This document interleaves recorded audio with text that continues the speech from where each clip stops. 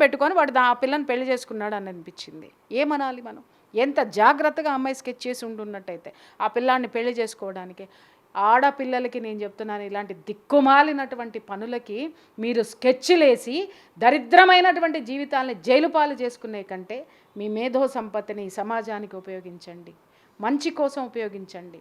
అంత అద్భుతమైనటువంటి మేధో సంపత్తిని సమాజానికి మంచి చేయడానికి ఉపయోగిస్తే, అమ్మ ఆఫ్టర్ ఆల్ డబ్బు కోసం వాడిని చంపావు, సెక్స్ కోసం ఇంకొకరిని చూసుకున్నావు. ఆడదానికి జీవితంలో రెండే చూస్తున్నారు, సెక్స్, డబ్బు. ఒక్కటే చెప్తున్నా, అది కొంతకాలమే మీకు పనిచేస్తుంది. దానికోసం మీరు చేయకూడనటువంటి పనులు చేస్తున్నారు. వ్యభిచారి కంటే హీనంగా తయారయ్యేటటువంటి ఈ పరిస్థితులు ఏవైతే ఉన్నాయో మిమ్మల్ని నడి రోడ్డు మీద పెట్టి భయంకరమైనటువంటి సిచ్యుయేషన్లోకి తోసేస్తాయి పరిస్థితులు. ఆడపిల్లలు ఏమనుకుంటున్నారు? కొంచెం కూడా బుర్ర, బుద్ధి, జ్ఞానం లేకుండా ప్రవర్తిస్తున్నారు. ఒకడా లవరు, ఒక్కొక్క దానికి నలుగురు ఉంటారా? ఒకరిని పెళ్లి చేసుకుంటుంది, ఆఫీసులో ఇంకొకరితో ఉంటుందా? చస్తున్నాను రోజు ఈ కేసులు వినలేక. దౌర్భాగ్యం అనే అనిపిస్తుంది. ఎలాంటి పరిస్థితుల్లో సమాజం తయారైంది. ఆడపిల్లకి వాళ్ళ ఆర్థిక స్వేచ్ఛనిచ్చి బయటికి పంపించింది. అమ్మా, ఒకప్పుడు ఆడపిల్ల పుట్టింది అంటే వంశంలో వడ్ల గింజేసి చంపేవాళ్ళు, తెలుసా మీకు?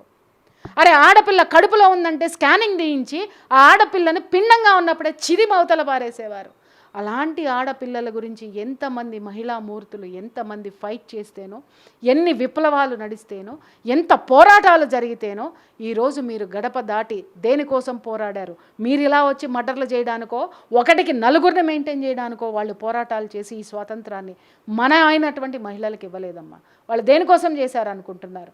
ఆడదానికి కట్నం, వరకట్నపు చావులు ఎన్నున్నాయో మీకు తెలుసా? చరిత్ర తెలుసుకొని సావండి. వరకట్నపు చావులకి ఎంతమంది ఆడపిల్లలు బలైపోయారో మీకు తెలుసా? ఎందుకు బలయ్యారు అనంటే ఆ చర్యలకి, ఆ దాష్టీకాలు తట్టుకోలేక ఆత్మహత్యలు చేసుకున్నటువంటి ఆడపిల్లలు ఆ యొక్క ఘోష మీకు తెలియదు.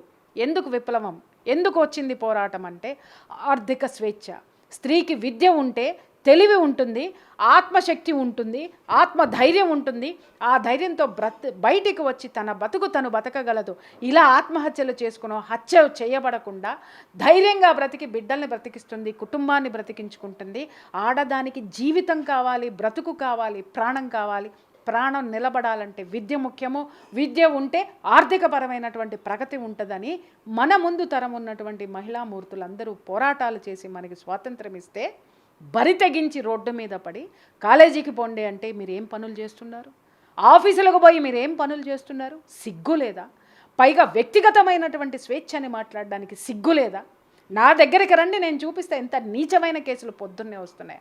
ప్రియా చౌదరి ఎందుకు తిడుతుంది అనంటే ఆడ జాతికి ఉన్నటువంటి విలువల్ని నాశనం చేస్తున్నటువంటి ఈ జాతిని చూస్తుంటే సిగ్గేస్తుందమ్మా. మీ పోకడలు మీది మా ఇంట్లో ఉన్న తరాలకు కూడా ఎక్కడ అంటుతుందో అన్న భయం వేస్తుంది. ఒక్కొక్కరికి కూడా విరక్తి వస్తుంది, చిరాకు వస్తుంది. మీ స్వేచ్ఛ చాలా విలువైనది, మీ ఆర్థిక భద్రత చాలా విలువైనది. ఒకప్పుడు ఆర్థిక భద్రత లేక ఆడది ఆత్మహత్య చేసుకుంటే ఇవాళ అదే ఆర్థిక భద్రత ఉంది అని చెప్పేసి సంసారాలని రోడ్డు మీదకి వేసుకొని ఒకడు కాదు, ఇద్దరు కాదు, ముగ్గురు ఎవడో లేకపోతే చంపవతల పారే అనేటటువంటి నీచమైన స్థితికి మీరు వెళ్ళిపోతున్నారు అనంటే అది మీ మనుగడికే ప్రమాదము. ప్రతి ఆడపిల్ల గుర్తుపెట్టుకోండి.